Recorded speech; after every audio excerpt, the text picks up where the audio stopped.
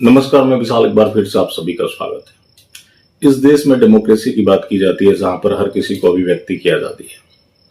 लेकिन जब आप किसी हिंदू देवी देवताओं के ऊपर अभद्र से अभद्र टिप्पणी करें, वो आपकी अभिव्यक्ति की आजादी है। लेकिन दूसरी तरफ एक ऐसी भीड़ जिसको कुछ भी पसंद ना आए, वो सड़कों पर उतर जाए और उस भीड़ को देखकर ये तंत्र काम करने लगे, तो ये जो डेमोक्रेसी है, ऐसा प्रतीत होता है कि मोबोक्रेसी में बदल चुका है। अब एक ताजा मामला सामने आया है उत्तर प्रदेश के मुजफ्फरनगर जिले के, जहां के बुढ़ाना के कस्बा गांव का मामला है, जहां का अखिल त्यागी, जिसके ऊपर आरोप है कि उसने प्रॉफेट मोहम्मद और अल्लाह के ऊपर कोई अभद्र टिप्पणी की थी। हालांकि पुलिस का जो वर्जन सामने आया कि दूसरे समुदाय के खिलाफ कुछ लिखा था। अब जो भी हो, क्या लिखा था ये तो नहीं पता, लेकिन आप दूसरी तरफ आप देखेंगे तो ये है मौलाना साजिद रशीदी। ये इस तरह की भाषा का इस्तेमाल कर रहे हैं देवी देवताओं के लिए और यहां के हिंदू समाज के लिए कि जो हिंदू है, जिसको पूजता है उसको रेप करता है।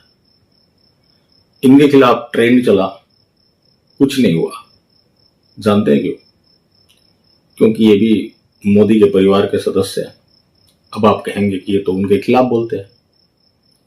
अब बोलते हैं, पहले उनकी वकालत भी कर चुके हैं। और दोनों तरह के मजहबी लोग काफी काम की चीज हैं, जो अगर उनकी प्रशंसा भी करते हैं तो वो उनके सबका साथ सबका विकास की जीत है, और अगर उनके खिलाफ कुछ बोलते हैं तो वो हिंदुओं के डराने के काम में आता है। अब बात मुजफ्फरनगर की करें तो मुजफ्फरनगर में देखिए किस तरह की भीड़ सामने निकल कर आती है।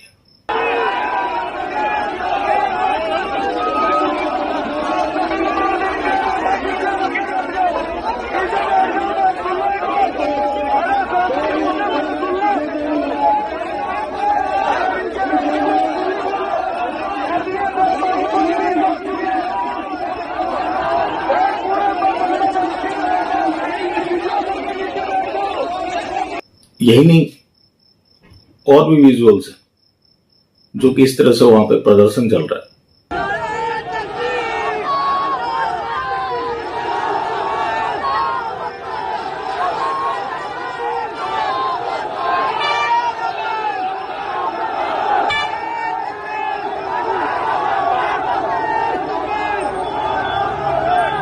अभी आपका नया भारत समाप्त नहीं हुआ, अभी नया भारत और भी है।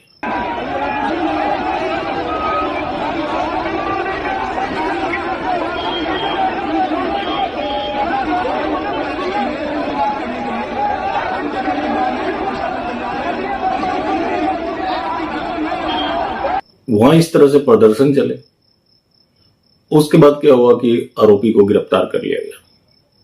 गिरफ्तार करने के बाद खबर आई कि पुलिस ने उसको छोड़ दिया। फिर से भीड़ आकर बैठ गई, जिसे बताया गया कि नहीं, उसको छोड़ा नहीं गया। अब इस मामले को आप देखेंगे तो यही हो रहा है कि जो पुलिस है वो भीड़ तंत्र के सामने मजबूर दिख रही है, और पुलिस नहीं, शासन तंत्र, क्योंकि शासन तंत्र ही उस पुलिस को चलाती है। अब सवाल ये होता है कि हिंदू जो है घर से बाहर नहीं निकलता। अभी डासना देवी मंदिर में बाहर निकला था, जो कि विवाद चला था। धारा 163 लगा दी गई और वहां पर जो हिंदू निकले थे उनके साथ मार पिटाई हुई, पुलिस ने लठ बजाया। और हिंदू जहां भी निकलने का प्रयास करे वहां पर पुलिस लाठीचार्ज कर देती है। लेकिन दूसरी तरफ पुलिस पूरी तरह से नतमस्तक दिखती है। अब आप कहेंगे कि ऐसा क्यों होता है? ऐसा इसलिए होता है कि शासन तंत्र जो चाहता है वो होता है। शासन तंत्र आज स्ट्रिक्ट हो जाए तो किसी भी तरह की इस तरह की चीजें सामने नहीं आएंगी जो कि अराजकता को बढ़ावा देती है। अब इस अखिल त्यागी के बारे में बात करें तो जमीयत उलमा हिंद ने तहरीर दे दी थी। दूसरा टीम सड़कों पर उतर गया। जब तहरीर दे दी, गिरफ्तारी हो गई, जो कि सब कुछ त्वरित हुई, उसके बाद भी इस तरह का प्रदर्शन। और अब तो यही लगता है कि जहां इस तरह के उग्र प्रदर्शन होते हैं जिसको शासन तंत्र एक तरह से अनुमति देता है, तो वहां तो कार्रवाई होगी। ये सबसे बड़ी बात है कि एक कोर्ट को तय करना है कि उसने क्या लिखा। मैं भी नहीं जानता कि उसने जो लिखा है उसमें क्या सही है क्या गलत है, लेकिन यहां जो भीड़ है वो तय कर रही है। और आप देवी देवताओं के ऊपर कुछ भी टिप्पणी कर ले, सब चलता है। अब पुलिस की बात करें तो जो पुलिस बता रही है दूसरे समुदाय के खिलाफ, तो इस सोशल मीडिया में देखें तो यही हो रहा है आजकल। किसी समुदाय के खिलाफ, किसी जाति के खिलाफ आजकल भरे पड़े आपको कमेंट मिलेंगे हर तरफ। क्या अन्य मामलों में भी कार्रवाई होती है? क्या ऐसा कोई रूल भी बनेगा, या फिर भीड़ देखकर तय किया जाएगा कि किस मामले में कार्रवाई करनी है और किस मामले में नहीं करनी? अब इस नए भारत की बात करें तो नया भारत इस दिशा में जा रहा है जहां पर किसी के ऊपर भी आरोप लग सकते हैं कि उसने नबी के सामने गुस्ताखी की, या अल्लाह के खिलाफ कुछ बोला, या मजहब के खिलाफ कुछ बोला। लेकिन क्या हिंदू धर्म के जो देवी देवता हैं, या फिर धर्म है, या बाकी चीजें, उसके खिलाफ कोई बोलता है तो वो उसकी अभिव्यक्ति की आजादी मान लेना चाहिए? क्योंकि अगर कोई हिंदू प्रदर्शन भी करना चाहे तो शासन तंत्र नहीं होने देगा। तो ये कुछ तस्वीरें दिख रही हैं जो ये बता रही हैं कि ये जो हमारा लोकतंत्र है पूरी तरह से भीड़ तंत्र में परिवर्तित हो चुका है। और सबसे बड़ी बात है कि हिंदुत्व के दम भरने वाले योगी आदित्यनाथ जी उत्तर प्रदेश के मुखिया है, और वहां इस तरह की चीजें हो रही है। और बहुत ही शर्मनाक बात है कि यहां तो नए भारत के सपने दिखाए गए, लेकिन ये नया भारत कुछ इस तरह का हो गया कि अब तो लोग बोलने भी लगे हैं जिनको सेंस है।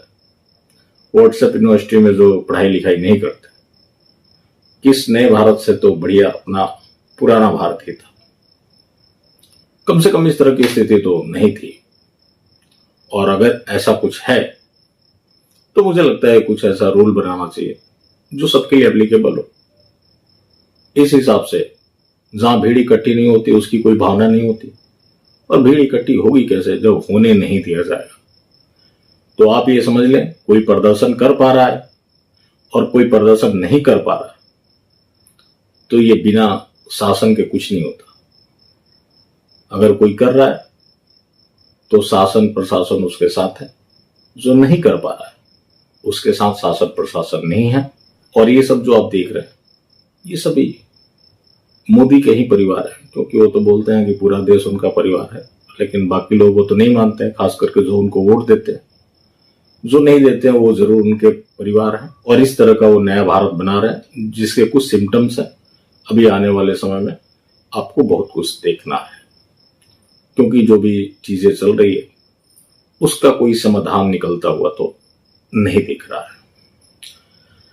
चले, आप सभी का बहुत धन्यवाद। बाकी जिंदा रहें तो फिर मिलेंगे, और मिलते रहें तो जिंदा रहेंगे। मिलना जुलना तो खैर जारी रखें, लेकिन नॉन बायोलॉजिकल के बायोलॉजिकल लोग यहाँ पे अपना समय ना व्यतीत करें। वो प्लेटफॉर्म संख्या 2 से कानपुर और 3 से नागपुर जाए, वहां भी नहीं जा सकते तो उनके किसी कार्यालय में जाए जहां से कैसीकरण के जरिए संतुष्टिकरण की अपनी आखिरी मंजिल को प्राप्त करें। यहां वो अपना समय बिल्कुल भी बर्बाद न करें। बाकी आप सभी सज्जन लोगों का बहुत धन्यवाद।